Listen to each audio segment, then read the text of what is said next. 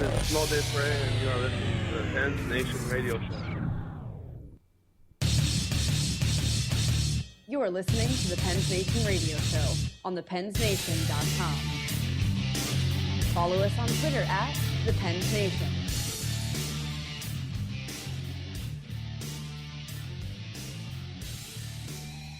It's the Pens Nation Radio Show, and the trade deadline's come and gone, and we've yet to really break it down on this show. Lots of new players, a couple players going out of Pittsburgh, obviously, to make room for these new guys. A little bit of controversy surrounding that Pens fan favorite, Simone Dupre, now an Anaheim Duck, and brought back to Pittsburgh for Ben Lovejoy. It's the Pens Nation Radio Show. I'm Nick, joined tonight by Andy Hughes. You can follow us on Twitter at the Pens Nation, or you can follow us individually at PensNation_Nick and PensNation_Andy. We're here at Andy's Basement Brewery. Pretty much. We're basement bloggers again. Yes, enjoying some Prescott Isle Pilsner. Yeah. And no, they're not a sponsor, but it's pretty good. Yeah, if they want to pony up some bucks. I mean, I'm not going to say no.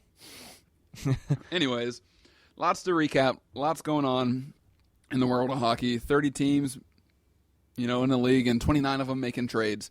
So the poor Ottawa Senators feeling a little left out. I think, Brian Murray maybe slept past deadline day. And Eugene Melnick's still trying to figure out what Matt Cook did. That's why they didn't make any trades. Maybe. But it was a little bit bizarre. But let's focus a little bit on these Pens trades. Andy, what did you think of the two big trades that the Pens made? The first being Robert Bortuzzo to the St. Louis Blues for Ian Cole. And then the second, Ben Lovejoy for Simone Dupre. Well, the Cole one I was pretty okay with because, I like Robert Bortuzzo. He was a great guy in the locker room, very well liked. And, he kind of carried that edge to his game, and that's something the Penguins lack at the moment. But at the same time, I didn't really like his skating. I thought that his play had been kind of declining. I'm not sure he's a great fit with Mike Johnston's system either because, it's very offensive, especially with the defensemen. They're very involved offensively. That's not really what Bortuzzo does very well. And I do like Ian Cole. Didn't know too much about him, to be honest, until I looked it up, obviously. But he's got some upside, a lot more upside than what Bortuzzo has. I mean, Bortuzzo's a 6th or 7th guy at best, probably. And Cole, who knows? He could end up being like Matt Niskanen or something like that. He's a former first-round pick. He's got some potential. He's got a good opportunity here now, so we'll see what he can do about it. But I was okay with that trade. I think Bortuzzo, he might be a better fit with Ken Hitchcock in St. Louis anyway, so that might be a good fit for him. As far as the Dupre and Lovejoy trade, that was a big shocker. I think it shocked a lot of people because you saw Darren Dreger tweeting, the Penguins are finalizing a trade and everybody's going crazy. We don't know what's going to happen. And you see that it's Ben Lovejoy and you think, oh, okay, that's not too bad. But then you see that Simone Dupre, I don't know how you say his name, but I don't think he does. Yeah, I don't think he does either. And that's why he's gone. Yeah, he just couldn't handle it anymore. But I mean, that was a big shock to me. I like Simone Dupre a lot. I thought he did a lot of good things, and I was happy for him to see, get a good opportunity this year because, as we know, Dan Bilesma didn't really give him too much of an opportunity. But I thought that Dupre was probably a little bit of an overpayment for Lovejoy, and that's no knock on Lovejoy by any means, but at the same time, I do see why Jim Rutherford got Ben Lovejoy, who's obviously a little bit more experienced and knows the Penguins very well already. So I'm sure that had a lot to do with it. And, all the guys that, all the assistant GMs on this team know Ben pretty well. So, he's a good guy in the locker room, too. A lot of people like him. I love how you phrase it. All the assistant GMs. Yeah, pretty much. I mean, they 100 of them. all 100 of them. Yeah. But they do know what they're getting. And, they do. And same with Ian Cole. I mean, you have Gary Agnew that used to coach him in St. Louis, so they're quite familiar there. I've got a couple of thoughts on the whole deadline, too. I think what happens is a lot of players look at the trades individually. And so they look at the trade like for Ben Lovejoy, and you give up a guy like Simone Dupre. Like, okay, these two players are obviously much much different, and Different there's potential. paths, yeah. There's a lot more upside on a guy like Simon Dupre, who's 23 years old, and then you have a 30-year-old guy, who's pretty much peaked already. So if you look at the trades, one for one, like player for player, it's easy to be like, well, they lost that trade, but what did they really get in return with both these guys? They got depth. They got depth, and they've got guys that are more consistent two-way players. Oh yeah, at the cost of shipping out physical defensemen. Yeah. They lost both their top two most physical defensemen, and what they ended up getting back in return was more consistency, swift moving, smart playing, positionally sound, puck moving defensemen. So it always kind of rubs me whenever you look at it like, okay, well, they got one for one, but basically what they lost in Simon Dupre, they got back in a way in Ian Cole. They did, yeah. You got that two-way, smart, big body, puck-moving defenseman who could shoot. He could put in a goal or two every now and again. I think he's got 4 on the season. Yeah. He's got a great, first pass out of his zone kind of thing. That's what a lot of my friends in St. Louis, Jeff Ponder, and some other guys were kind of talking about with what we're getting back with a guy like Ian Cole. Well, you're getting a guy that's could get the puck up to the forwards real fast, and that's what you want out of these defensemen. If you're playing puck possession, that's the kind of player that you want, and that's the kind of player we got with Ian Cole. So it's a little bit of an injustice to go, okay, Dupre for Lovejoy, we lost that trade. Okay, but what we lost, like I said, with Dupre, we got back in Ian Cole, and then the other way, okay, what we lost in Bortuzzo, we lost a bit of grit, and we didn't really bring any of that back. No. So we kind of lose a little bit there, but at the same time, in the playoffs, I think grit on the defensive side of things might be a bit overrated. It is. Because what it ends up doing is, okay, you're skating 6 defensemen, maybe 7 if you're being like way conservative and cautious, but for the most part you're playing 6D. Look at Doug Murray. Yeah, right? Example. So if you look at it that way, if you have a guy like Robert Bortuzzo who's known to be a little bit of a pest, he's starting to get a reputation, number 41, for the Penguins over there, taking some cheap runs at some players, it's going to put you shorthanded, and you're playing with 5D now. And, you have a guy like Martin and Letang eating up 30 minutes each a night. Mm-hmm. It's going to wear you down throughout the rest of that series.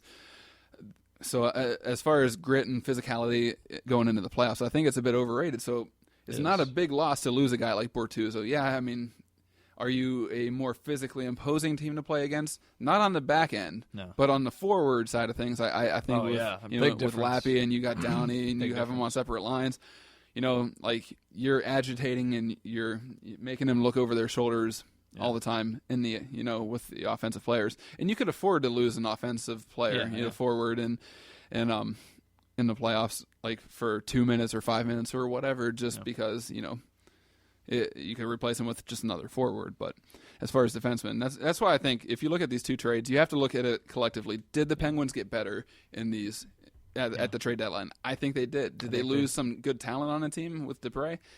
Yes, they did. But I think all in all, overall, they got much better. Yeah, I think you got to look at the big picture here, and I think Cole and Lovejoy, that combination, I feel, is better than Bertuzzo and Dupre. And, I was a big Dupre fan, but and about Bertuzzo, he really, ever since that hit on Jaromir Jagr, I feel like he hasn't really had too many big hits after that. No, I feel like the physicality kind of went away after that. Not went away entirely, but not entirely. Toned down a little bit. You're right. He definitely toned it down because he was getting that reputation. Yeah.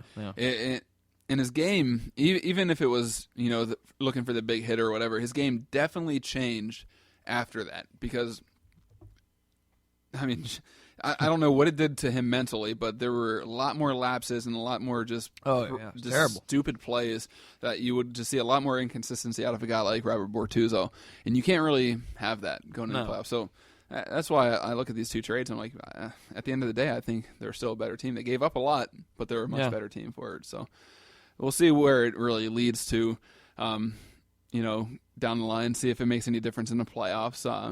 It looks like they're going to try to shy away from that physicality, big imposing and muck it up, goon it up kind of play and play They're more going of a your puck own possession skill. game. I mean, that's Yeah. what everybody is clamoring Yeah. for them to go to, these skill players. So that's what they're doing. And you look at a team like Detroit.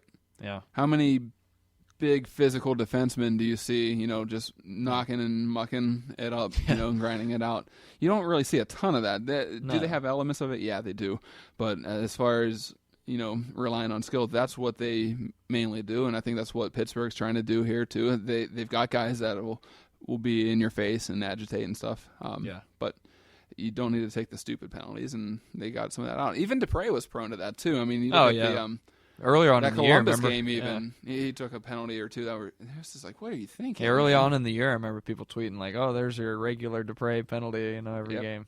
So, and it's just getting kind of, kind of old, and so you got to do what you got to do. It is kind of sad though. His lasting impression, he the broken nose. He broke his nose on his last. I don't know play. if he broke it, but he it was didn't bloody. break his own nose. But he was bloodied with that boarding call.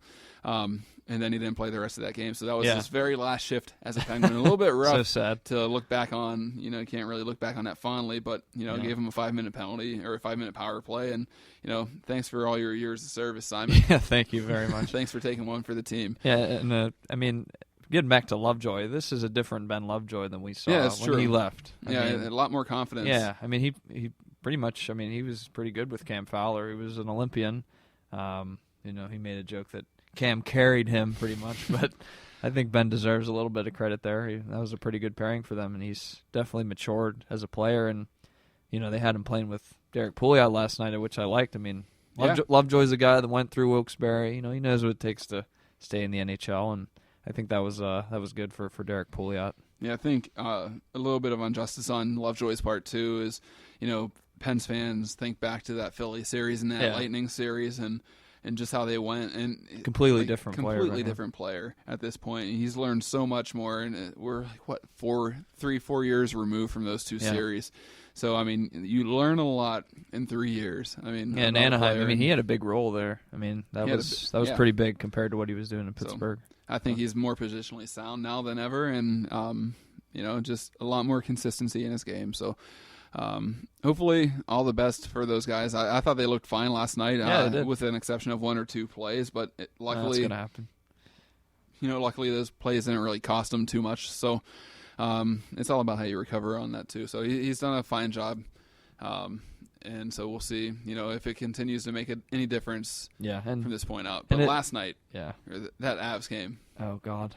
Jeez. It was a rough one. I mean, what a terrible game to have your first game come in on. I mean, I don't know why they started out so just like they didn't even care or like they were just tired or whatever. Maybe the first period was brutal. They got off to a slow start. Then it took them forever to really recover. I think they had 11 shots halfway through that game.